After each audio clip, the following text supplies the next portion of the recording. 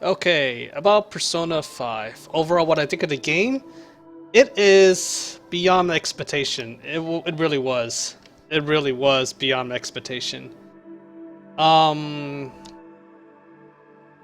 yeah, I mean when I saw the trailers and all that, it looked, they had the running part and all that. It was hilarious, But when you actually play it and actually experience that, you knew it was gonna come because from the trailer, but yet it never lost that touch. It has that humor and all that still. Even though you see, usually when you see it, you know it's gonna happen and it doesn't really affect you. It doesn't affect you as much. But here, for some reason, I still um had that you know that rush. That rush. Storyline was actually good. I liked it. It was very very well. The theme itself is different from Persona 3 and 4. It felt a little more like Nocturne in a way. Honestly, the way they had the thing, the storyline itself, I liked it. I liked it. It wasn't as cheesy as Persona 4, even though I did like Persona 4. It was still much darker than Persona 3, that's for sure. A lot darker. Character-wise, I really like the cast. They have their own originality and all that. The cast was really great. The main cast, I don't have that unique feeling, even though overall, I still have that you know, uh, let's say Persona 4 still had that, I feel I belong there. To me, I feel I belong in Inaba more than in Persona 5. Um, yeah, but obviously the scenario is completely different from each other. So, let's see. The NPCs was really great. I thought it had a much bigger impression on me compared to Persona 3 and 4, where we talked about that already. Like Persona 4, I'm in Persona 3. The only NPC I can actually vaguely remember was the pink alligator guy. Corporation. Persona 4, obviously we have Nanako. She is the main deal in Persona 4. And we have I, which was actually pretty interesting for her, even though it's kind of weird as hell of how her community slash social link worked. So those two had a pretty good impression of me, as well as Fox and Margaret. So yeah, those are like pretty much the only four in Persona 4 I have that sense of familiarity and impression. Persona 5, yeah, Chihaya, Hifumi, Sarayo. So that's quite a bit already right there. The Tay was okay. So yeah, I haven't finished the rest of the cooperation, so I'll leave my judgment on that for now until I develop it. In terms of social link, community slash social link versus cooperation, I think it's a huge improvement overall because in Persona 3 and 4, it is only used to level up your arcana. And once you get to max rank 10, you actually build. You can actually make the ultimate persona. In Persona 4, they improvised on community, where slash social link, where like what rank 3 you get the team up. Like Chie would do her kick and knock the enemy out of the battlefield, which was awesome as hell. So they added a little more flair into the social link, to make it more viable to use it. In Persona 5, they improvised it even more. It's called community now. I mean cooperation, and that term actually works. Well, same thing with community social link, because that term works too, because it's, you know, you're trying to build a community social link with that character. But that's all. But cooperation is a more of a widespread effect on your whole gameplay, because not only does it obviously does this, you know, the same usual, you know, perks like you know, level up, max 10 you get the ultimate persona for the arcana, and obviously for your main characters you get, you know, perks like, you know, they take a hit for you, they can do a follow-up, they can help negotiate and all that. There's also that extra bonus with the non-NPCs where it benefits you in the whole game overall. Like for example, the moon, which is Mishima, at building his cooperation nets you more EXP in battle, so that helps a lot. And not only that, he also, the further you develop it, the more the easier it is for everybody to level up, because even the people that are like low level, like let's just say you're level 88 and someone's like level 10 for some weird reason, that level 10 will catch up because they're gonna get a lot of more EXP thanks to the cooperation of Mishima of the Moon Arcana. So that's one of the main examples. Or Sadayo, you know, Sadayo allows you to free up the night. After, you know, after when you complete a dungeon or whatever, you usually lose the night, you had to sleep, but Sadio helps you do an extra activity at night. So I mean, cooperation really opens up a lot more. Not only that, now it has a 2-in-1. It's like, you know, get two things done with one stone type situation, because let's say in Persona 3 and Persona 4, you really want to max your parameter ASAP, right? But in Persona 5, you don't really need to, you know, concentrate too much on parameter versus community cooperation. You can actually balance it, because number one, some cooperation actually boosts your parameters. Like Sojiro, I believe, boosts your charm. And then, you know, and then stuff like that. So, and then let's see, wait a minute. Hifumi boosts your intelligence, knowledge. So while you're doing her cooperation, you know, leveling her up, you also get points into your knowledge. So that's like two things in one. So that, you know, that actually balanced out the whole system a lot more. Was kindness? Oh, I did only like 3. I forgot. My bad. I don't remember. I only did like 3. Anyway. So Sojo is kindness. Okay. Well. So from there, that helps a lot in the overall gameplay itself. Now going on to, let's see, the battle system. They really took a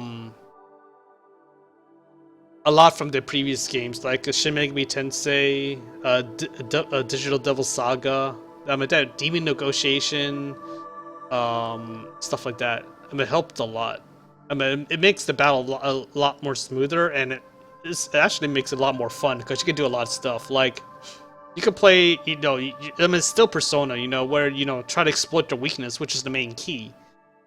But once you know, exploit everybody's weakness, you cause a hold up, where you can go all out, like, you know, like Persona 3, Persona 4, do a lot of damage, or you can negotiate. Or you can negotiate for, tell them to join you, ask for money, or ask for items. So there's a lot of ways to, they just widen it more, like these old school You know, Persona 1, 2, SMT, and Digital Devil style. So that's a big, big bonus. Of course, they added their own perks like Baton Touch, which is really, really great because it really um,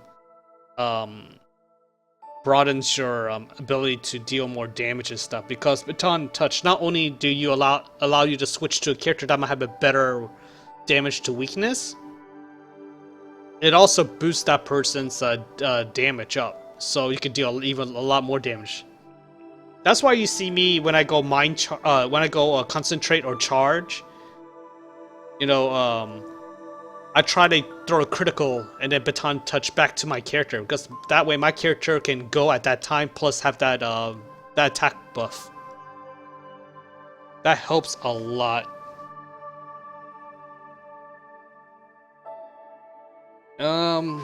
Dungeons, unlike Persona 3 and 4, is set and static.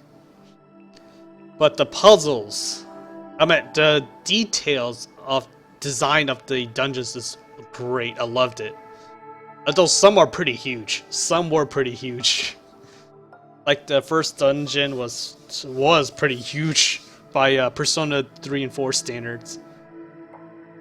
It was almost like a DDS and a SMT3 style dungeons, if anything. And then you also have puzzles, which is nice, considering I don't believe there was any puzzles in the second or the third or fourth Persona games. Aside from the, the only thing I can think of that's remotely close to puzzle is Persona 4, where you have to find the keys to unlock the door and all that. I mean, that's stupid stuff, That doesn't take any brain to do that stuff. Now there's actual real puzzles, like the tile puzzle, figuring out the password. I mean, those simple, they're easy, simple stuff, but still, it's cool to have puzzles, Nothing mind-breaking or anything, though. That's the good part.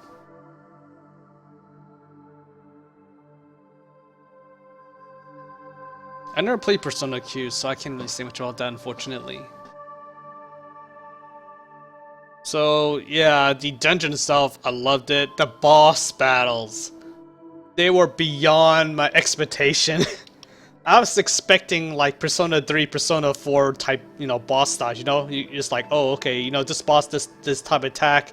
I just, use a Persona to, to take less damage. The usual, like the usual Persona 3 and Persona, but no, man. Nope. It is completely different. There's like decision making to make during the boss fight that can change the results in the battle itself. It's just amazing. It was not something I expected at all. So it actually added a lot more flair to the boss fights, which was okay. Persona 3, there really is no boss that was memorable, except for 2 bosses. The Fortune boss, the one that Fuko goes, "You're cheating!" That one, that's like hilarious. And then obviously the final boss with the Arcana quotes. Those are only 2 memorable bosses I can remember in Persona 3. Persona 4, we got Rise. Yes. Rise was hilarious.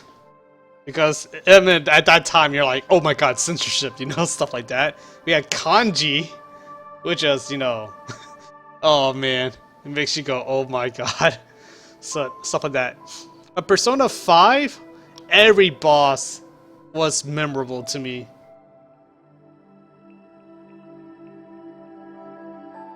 It's like, man, I mean, the first boss, the second boss, third boss, fourth boss, holy crap. I mean, they all have their own flair, their personality, style is just great. Oh, man. Yeah, so the dungeon boss is just amazing as hell. It was just beyond what I expected. Okay, what else is there? I think that's it, huh? Music, honestly, I don't think there's as much music as there was in Persona 3 and 4. It seems that there's a lot less in 5. I don't remember much. I don't remember hearing much tracks in 5. There were some memorable ones, like well, I'm not gonna say it might be spoilers, but I mean there are memorable ones, but it doesn't feel like there's as much music tracks compared to 4, 3 or 4. I mean it's good, but I don't know. It just seems like a lot less tracks this time.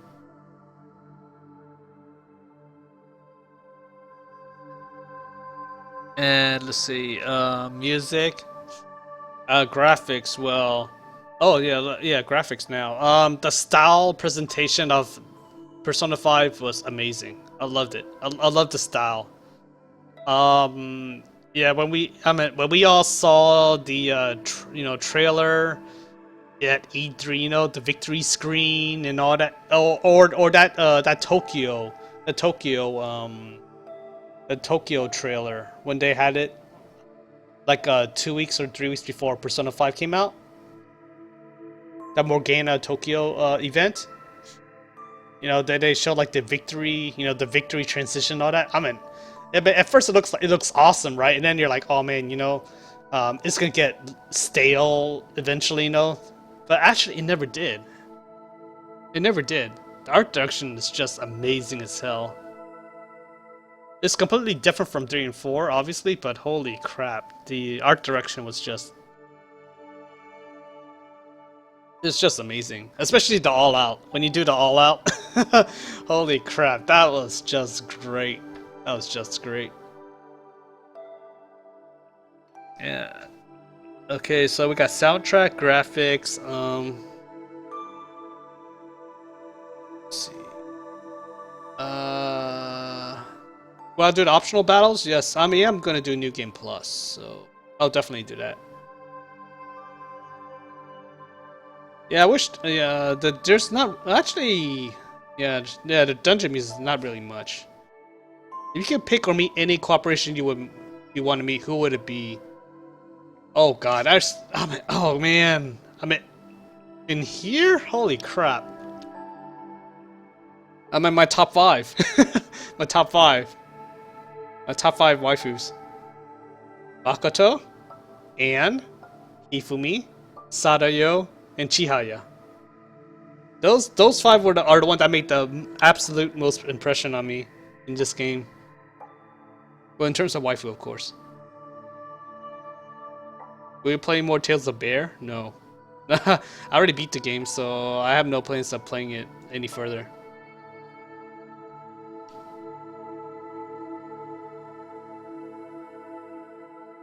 Yeah, but yeah, I don't think there's anything else I have to say, right? If other than that, overall, the game is a holy shit. It's if I have to give like a number, like out of 5, I would give it 5 out of 5. I'm not gonna. Okay, keep in mind, saying 5 out of 5 does not mean it's perfect. There are some flaws.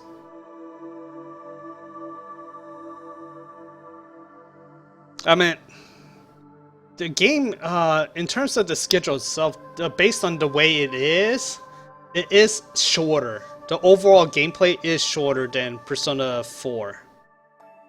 Well, it is still. Persona 4 was longer.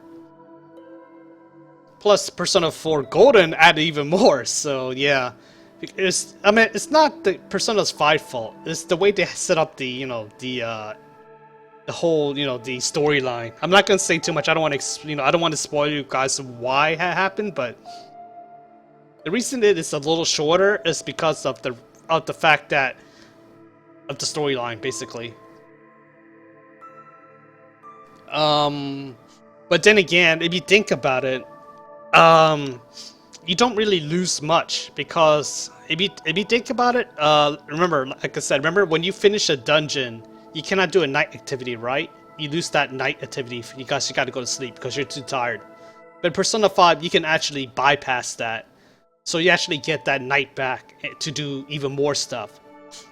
So in this game, it's a lot more open, depending on the cooperation, which is vital this time compared to 3 and 4. Yeah, so cooperation is a big factor in this game. Did I get up ending it at 2 endings? No, this is my first playthrough. I got the Harlem ending, the Love is Over ending, the School Days ending, the Death Flag ending, the Nice Boat ending. I am on my second playthrough. I am going for one waifu ending, but I'm sure y'all know who it's gonna be anyway. So I got story, presentation, characters, gameplay, soundtrack. Yeah. So would I recommend this game? Hell yes, definitely a hell yes. It is worth playing.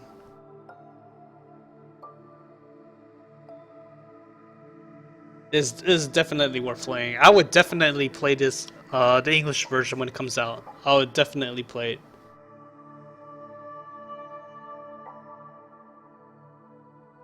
Who is the waifu?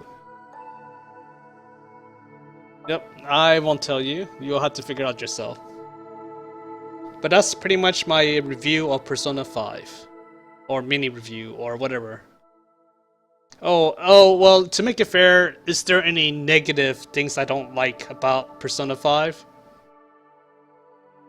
I feel there's a lack of music. The OST in this game is kind of lacking. I mean, there's some great. I mean, the tracks are great. I really love it. It really fits with the situation, scenarios, the theme and stuff. But the lack of tracks is kind of.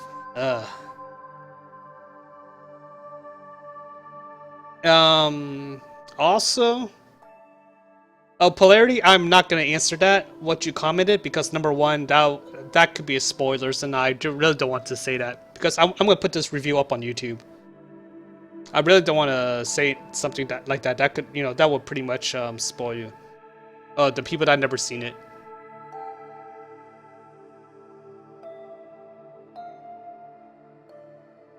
Okay, so the soundtrack seems a lot less. Number two, I was expecting more voice acting. I mean, granted, they do have the voice acting on the main story and stuff, but I was hoping, by now they would have, like, for the cooperation, at least the majority of the cooperation have voicing and stuff. But they only have it for the first one and the last one, as always. So that's kind of sad. I was hoping it would,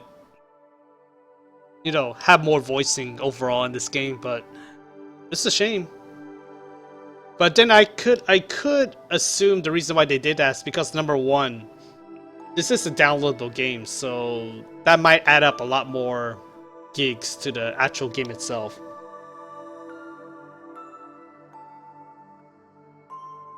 Wait, 2 voice actors passed away?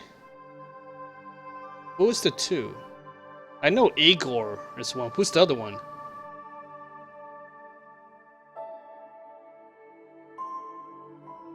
Yeah, there is a budget limit too. Yeah, I understand. So, but I'm just trying to be fair. I'm trying to be fair and saying like what I don't like, what I don't like.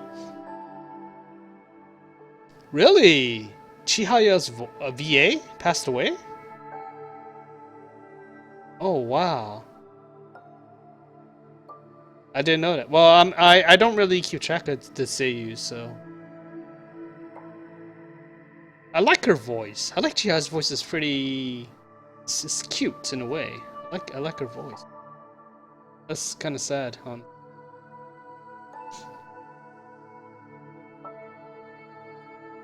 Oh! There is one other thing I did not mention. The fusion in this game. The fusion system in this game is so flexible now. I've got to mention that is so important in a Persona game, right? Right, you guys? How can I forget about not talking about fusion system? I meant the fusion system is pretty much like Persona 4 Golden, where the normal fusion and the triple plus fusion, the triangle, quad, octagon, octa, whatever. Make sure you have the 2 personas to make the one you want. Except like Persona 4 Golden or Digital Devil, no, or Devil Summoner 2, you get to pick the skill to carry over to the new Persona, assuming they can inherit it.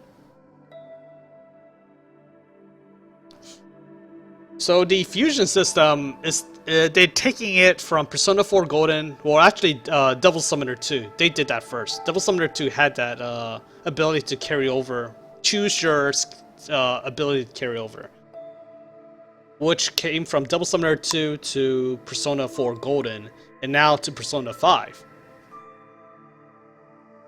Now, that's just one of the ways. Unfortunately, from what many people I've seen, or many people have told me what they've seen, a lot of people went that way, which is fine and all, you know, but the other ways is sacrificial hanging. Sacrificial hanging, what it does is you sacrifice one persona to the target persona of your choice. What it does is it boosts it gives them a lot of EXP, but also transfer one random skill to them. One random skill that they can inherit.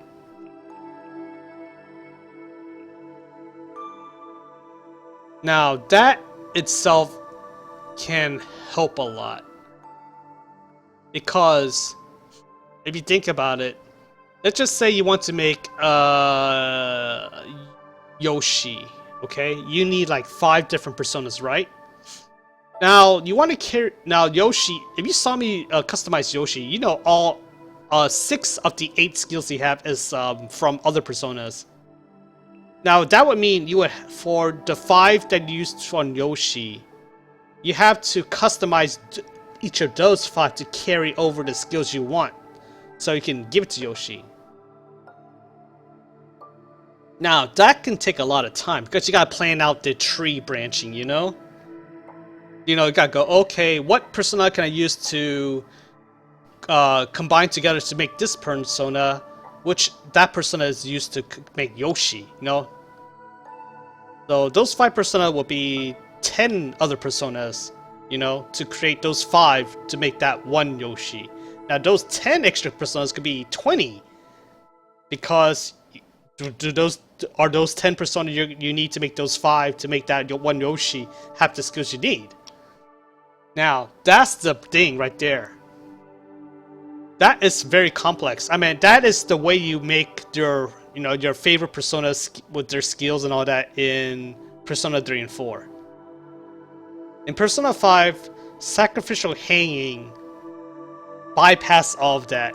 You can make Yoshi. If you have the persona that has that skill you want to carry over, just sacrifice it to Yoshi. The only downside to that is there's two things to two downsides to that. Number one, it's gonna cost a hell lot of money. That's a given. It's gonna cost a lot of money. And number two is RNG. You cannot choose the skill you want to carry over. So the less skills that persona you're sacrificing, or the more common skills they have together, the higher the chance you can you'll choose that skill and carry it over to your Yoshi. Sacrificing hanging is key, in my opinion, to making your favorite personas, because that helps a lot. Now the next type in the Velvet Room fusion is a sacrifice electric chair. What it does is it completely kills your persona demon, and it converts them into a specified skill card, which is back from Persona 4 Golden, or an item like a weapon or something, accessory.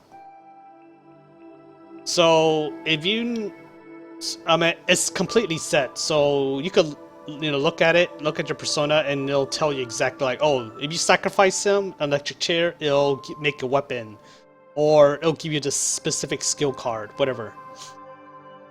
That can help a lot, because if you know a persona that has let's say mind charge, you want to give mind charge to a lot of people, just sacrifice that person, use a cooperation skill to duplicate the mind charge or concentration in Japan. That's what it's called, concentration.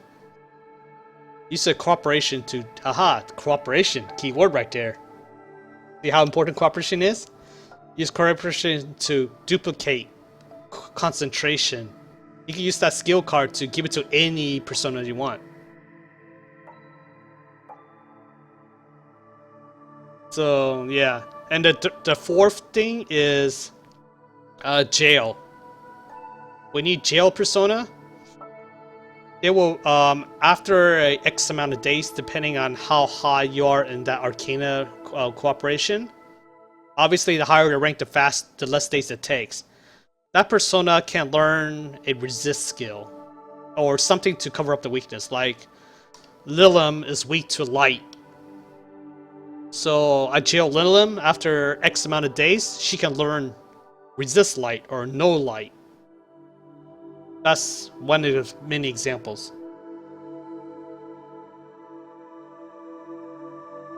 So those are the four main things in this game now. There is one more. There is one more, which I strongly believe it is key to saving a lot of money and filling up your book, you know, for 100%. Yeah, jailing is a co-op bonus. Like I said, the higher your Arcana rank is, co-op Arcana rank, the faster, the less days it takes to jail them to get the skill. You know, whether they learn to whether they learn to you know, remove the weakness or something else. Now the last thing is a normal fusion, but it's a special type of fusion. Now this one I notice a lot of people don't really take advantage of, but I call it Shinka fusion or D-Shinka, evolution or de-evolution fusion.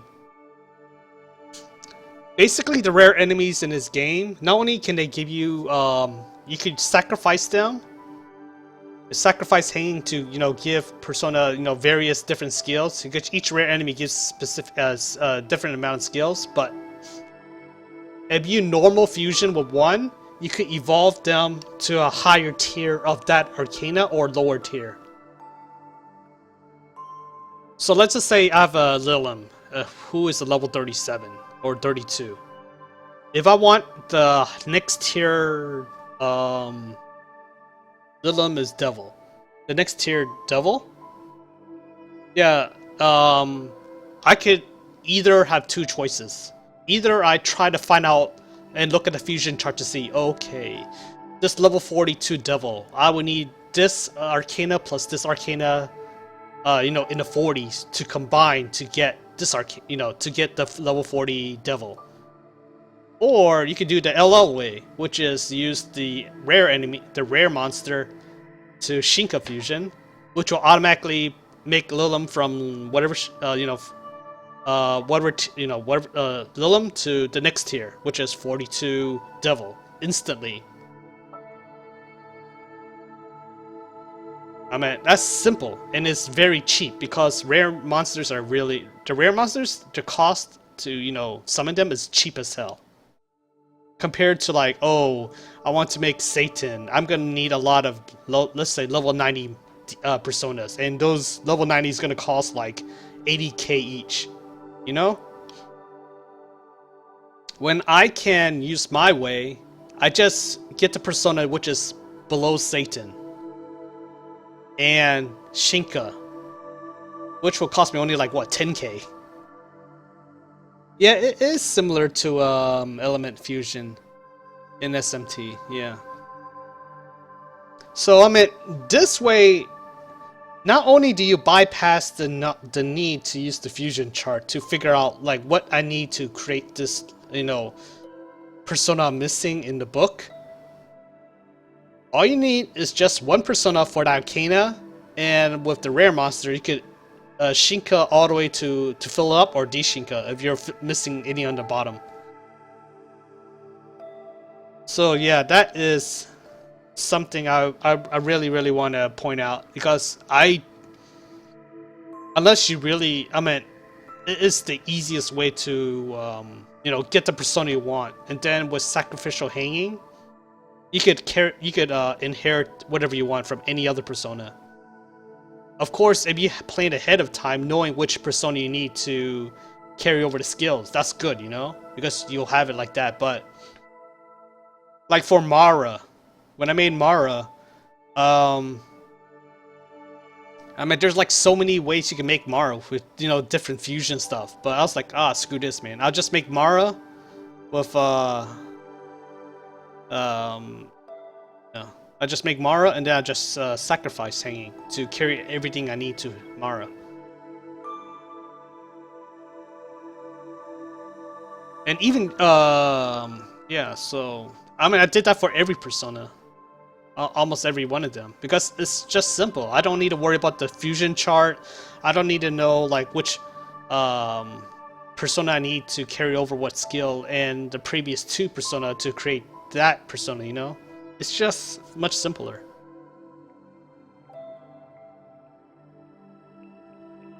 Yeah, so that's pretty much the key things about the fusion in this game. It's very, very flexible. You can actually, whatever persona you make, it could be OP. For example, my top 3 persona, I had it since the beginning of the game, which is Succubus, which you can get her at level 7. Shiza, I think it's about level 13. You get Shiza and Lilim. Oh, let's say top, yeah, okay, Lilim, and Lilim's at level 32. And Isis, I forgot when I got Isis. Isis is maybe 30s and 30s or 40s. By general rule, those persona would not be able to keep up with the higher tier ones, especially in Persona 3 and Persona 4. Nope, not in this game. I made them so good, they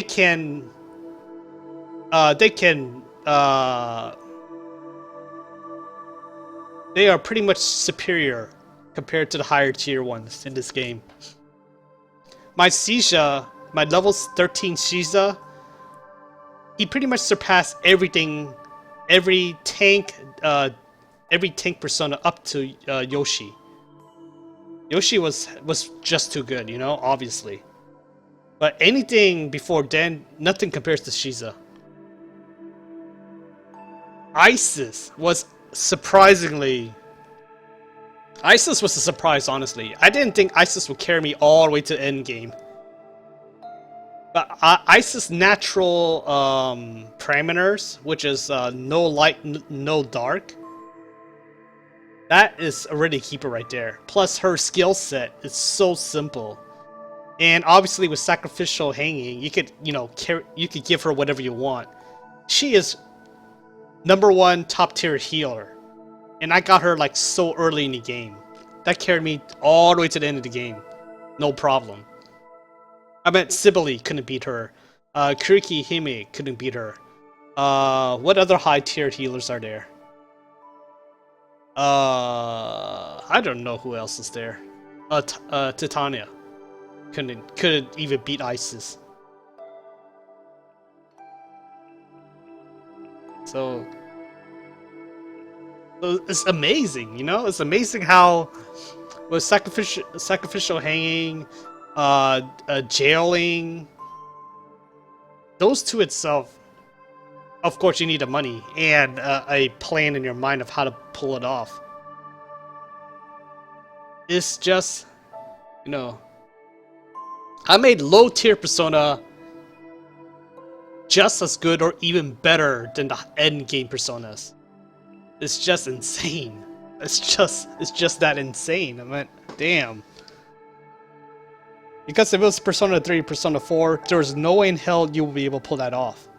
Because they would be way behind, and you can't really carry over the skill. You can't improvise them with, giving them better skills without, remaking them. But if you remake them, they're too low level to be viable.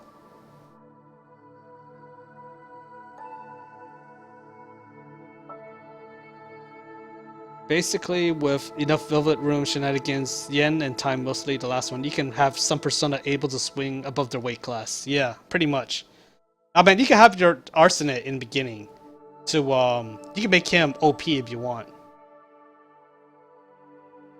Well, not OP. I don't know his whole skill set, but you can make him just as viable as endgame.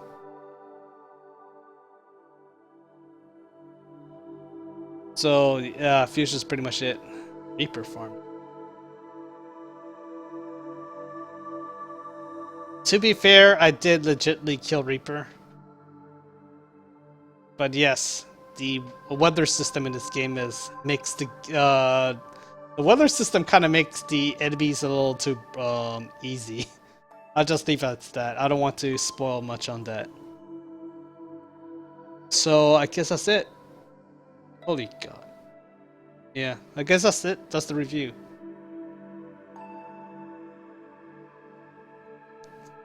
Actually, I didn't even farm much. I only killed him like 4 times for the accessory, then I just legitimately killed him.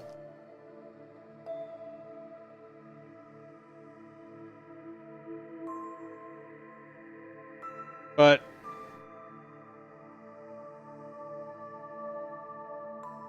I did use them, I won't lie, I did use them to level up my personas. So I can unlock the skills I need to create my ultimate personas. I won't lie about that. He's an amazing EXP farmer to help you you know, get level up your persona. It's a hell of a lot faster than just fighting normal shadows and getting like 1/10 of the EXP.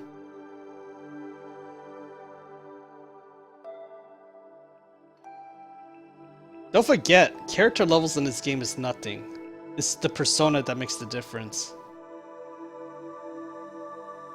The persona itself is what makes or breaks you. It's not the level itself.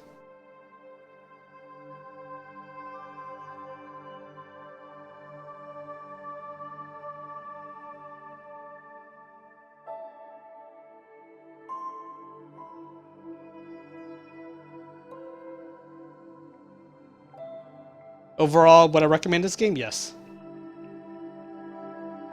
Okay, thank you for listening to my review. Hope you enjoyed it.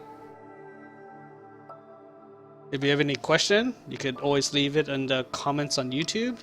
On the bottom, you know where the comment section is, and I'll try to answer as best as I can. Thank you for listening to my short rambling review of Persona 5. Hope you all enjoyed it.